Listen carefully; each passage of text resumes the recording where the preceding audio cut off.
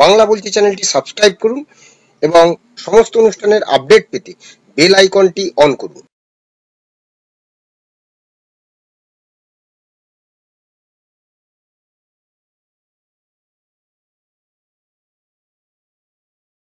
নমস্কার, বাংলা বলছি চ্যানেলে আপনাদের স্বাগত। আমি বিপ্লব দাস বলছি। প্রাক্তন কলকাতার মেয়র তথা মন্ত্রী, দক্ষিণ 24 পরগনা জেলা তৃণমূলের সভাপতি শোভন চট্টোপাধ্যায়, তিনি কি ফের তৃণমূলে ফিরছেন? গুঞ্জন যা শোনা যাচ্ছে, সত্য মিথ্যা জানি না, সংবাদ মাধ্যমে খবর যে 21শে জুলাইয়ের মঞ্চে শোভন চট্টোপাধ্যায় ফের তৃণমূলে ফিরছেন এবং এই তৃণমূলে ফেরা নিয়ে সারা সমাজ মাধ্যমে, সোশ্যাল মিডিয়ায় নানা রকম আলোচনা সমালোচনা শুরু হয়েছে। এবং আমরা জানি যে শোভন চট্টোপাধ্যায় মমতা বন্দ্যোপাধ্যায়ের একসময় ছায়াসঙ্গী ছিলেন। মমতা মানেই শোভন চ্যাটার্জি, মমতার সাধের কানুন বলেই তাকে সবাই চিনত। কলকাতার প্রাক্তন মেয়র, মন্ত্রী এবং তিনি ছিলেন দক্ষিণ 24 পরগনা জেলা তৃণমূলের সভাপতি। এই শোভন চট্টোপাধ্যায় 21শে জুলাইয়ের আগে তার ঘর ওয়াপসি নিয়ে জোরালো জল্পনা চলছে। বেহালা পূর্বের বিধায়ক তথা কলকাতার 130 নম্বর ওয়ার্ডের কাউন্সিলর শোভনের, যিনি আগে স্ত্রী ছিলেন রত্না চট্টোপাধ্যায়, তিনি একই কথা বলছেন যে উনাকে কেউ রাজনীতি ছেড়ে যেতে বাধ্য করেননি, উনি নিজের ইচ্ছায় গিয়েছেন।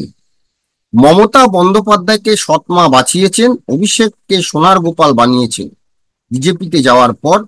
এখন শুভ বুদ্ধির উদয় হলে হয়তো সৎমাকে আবার মা বানিয়ে ফেলবেন। রত্নার পরামর্শ, তৃণমূল করতে শোভন যদি একা আসেন তবেই শোভনের রাজনীতিটা করা হবে।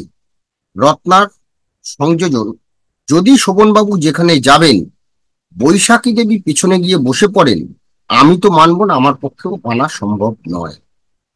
অর্থাৎ শোভন চট্টোপাধ্যায় যদি তৃণমূলে ফের ফিরে আসেন, তার যদি ঘর ওয়াপসি হয়, মমতা বন্দ্যোপাধ্যায় তাকে যদি দলে ফিরিয়ে নেন, রত্না চট্টোপাধ্যায়ের কথা বাদ দিলাম, দুলাল দাস তার কথা বাদ দিলাম, যারা তৃণমূল কর্মী, যারা তৃণমূলের নেতা কর্মী, যারা তৃণমূলের সাধারণ কর্মী, তারা কি মানবেন শোভন চট্টোপাধ্যায়কে? তারা কি নেতা হিসেবে সেই সম্মান দেবেন শোভন চট্টোপাধ্যায়কে? বা শোভন চট্টোপাধ্যায়, তার যে একটা সাংগঠনিক ক্ষমতা ছিল, দীর্ঘদিন বাদে তিনি যে কীর্তিগুলো আমরা দেখেছি, রাজনীতিবিদ, মন্ত্রী, একটা কলকাতার মেয়র, তিনি যে কীর্তিগুলো করেছেন যা আমরা দেখেছি প্রকাশ্যে, বৈশাখী বন্দ্যোপাধ্যায়ের সঙ্গে তিনি ঘর বেঁধেছেন, নিজেই বলেছেন সংবাদ মাধ্যমে। বৈশাখী বন্দ্যোপাধ্যায়ের মেয়েকে তিনি তার কন্যা স্নেহ বলেছেন, যে তার কন্যা, তাকে নতুন ভাবে কন্যা হিসেবে তিনি বলেছেন, নানা রকম কথা বলছেন। তারপর তো আমরা দেখেছি সিঁদুর খেলা থেকে শুরু করে দোল উৎসব, নানান উৎসবে শোভন বৈশাখীর প্রেম পর্বের নানান কাহিনী, নানান ছবি। এই শোভনকে কি তাহলে তৃণমূল সত্যি সত্যি ফিরিয়ে আনবে? গত 21শে জুলাইও এরকম একটি গুঞ্জন শোনা গিয়েছিল যে শোভন চট্টোপাধ্যায় তৃণমূলে ফিরছেন। কিন্তু সত্যি সত্যি কি তৃণমূলে শোভন চট্টোপাধ্যায়কে নেওয়া হবে? আর শোভন চট্টোপাধ্যায়কে নেওয়া হলে, শোভন চট্টোপাধ্যায় আমরা জানি বিজেপিতে গিয়েছিলেন, এবং বিজেপিতে গিয়ে তিনি কেন বৈশাখী বন্দ্যোপাধ্যায়কে পদ দেওয়া হলো না তাই নিয়ে তার গোসা হয়। তাই তেমনি তৃণমূলে যদি শোভন চট্টোপাধ্যায় আসেন, তাহলে কি বৈশাখী বন্দ্যোপাধ্যায়কেও কি আলংকারিক পদ দিতে হবে তৃণমূলে? শুধু তাই নয়, যদি তাকে আলংকারিক পদ দেন, ওই যে রত্না চট্টোপাধ্যায় যে কথাটা বললেন, শোভনবাবু যেখানে যাবেন বৈশাখী দেবী পেছনে গিয়ে বসে পড়বেন, আমি তো মানবো না, আমার পক্ষে মানা সম্ভব নয়। যেমন তিনি এই কথাটা বলছেন, তেমনি তৃণমূল কর্মীরা কি মানবেন? এবং শোভনকে নিয়ে যে খিল্লি আমরা এতদিন ধরে দেখেছি, বিভিন্ন সংবাদ মাধ্যম সমাজ মাধ্যমে যে খিল্লি করা হয়েছে তাকে নিয়ে, নানা রকম মিম, এবং তিনি যে মানে বৈশাখীর প্রেমে হাবুডুবু খেয়েছেন, সেই বৈশাখী সঙ্গে আবার কি তিনি তৃণমূলে ফিরবেন বৈশাখীকে সঙ্গে নিয়ে? আর সেটা কি তৃণমূল নেতৃত্ব মেনে নেবে? তৃণমূলের নেতারা মেনে নেবেন কি অভিষেক বন্দ্যোপাধ্যায়? কারণ আমরা জানি 2014 সালে যখন অভিষেক বন্দ্যোপাধ্যায় এই ডায়মন্ড হারবার কেন্দ্রে সাংসদ পদে প্রথম প্রতিদ্বন্দ্বিতা করতে নামেন, সেই সময় দক্ষিণ 24 পরগনা জেলা তৃণমূলের সভাপতি ছিলেন শোভন চট্টোপাধ্যায়। তিনি তখন একাধারে মন্ত্রী, একাধারে কলকাতার মেয়র।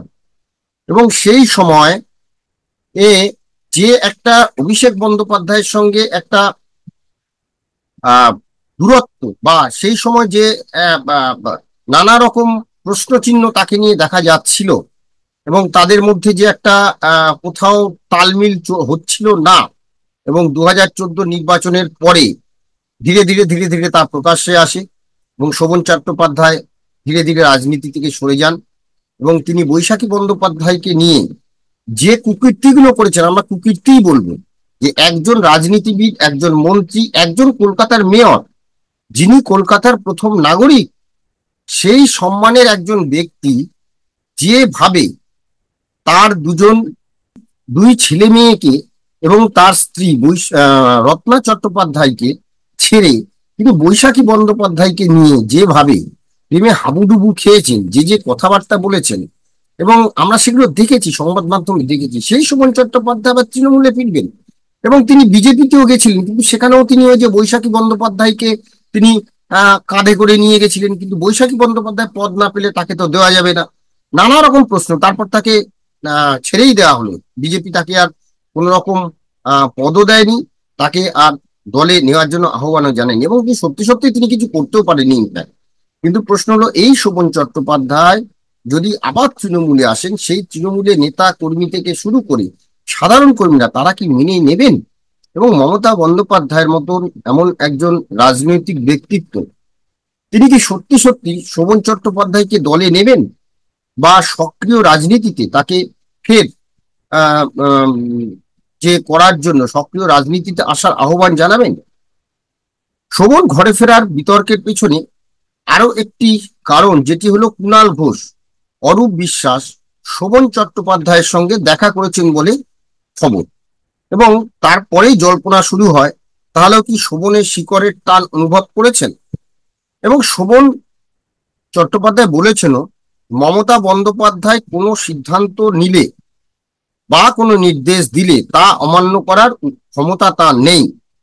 এমনও বলেন, 21শে জুলাইয়ের জন্য তার মন আজও কাঁদে, তিনি 21শে জুলাইয়ের মঞ্চে উপস্থিত হতে চান, এখন দেখার মমতা বন্দ্যোপাধ্যায় কোন সিদ্ধান্ত নেন। কিন্তু প্রশ্ন হলো, সত্যি তো মমতা বন্দ্যোপাধ্যায় কোন সিদ্ধান্ত নেবেন? শোভন চট্টোপাধ্যায়কে কি তিনি সত্যি সত্যি দলে ফেরাবেন? একজন কলকাতার মহানাগরিক, তিনি তার যেভাবে তিনি লীলা খেলা দেখালেন, আমরা বলবো লীলা খেলা, বৈশাখী বন্দ্যোপাধ্যায়কে নিয়ে তিনি যেখানেই যাচ্ছেন ম্যাচিং জামা কাপড় তার সঙ্গে ম্যাচিং করে, এবং যেভাবে বিভিন্ন সংবাদ মাধ্যমে তারা প্রায় টিআরপি পেয়ে গেছিলেন এই শোভন বৈশাখীর যে প্রেম পর্ব, সেই শোভন চট্টোপাধ্যায় ফের কি রাজনীতিতে আসবেন এবং মানুষ তাকে মেনে নেবে? একজন কলকাতার মেয়র, যে কলকাতার মেয়রের পদ অলঙ্কৃত করেছিলেন মহান ব্যক্তিত্বরা, সুভাষচন্দ্র বসু থেকে শুরু করে আরো অনেকে, সেই কলকাতার মেয়রের চেয়ারে তিনি বসেছিলেন, এবং তারপরে তিনি সেই অবস্থায় যা কুকীর্তি করেছেন, এই কুকীর্তিকে সাধারণ তৃণমূল কর্মীরা মেনে নেবেন কি জানি না।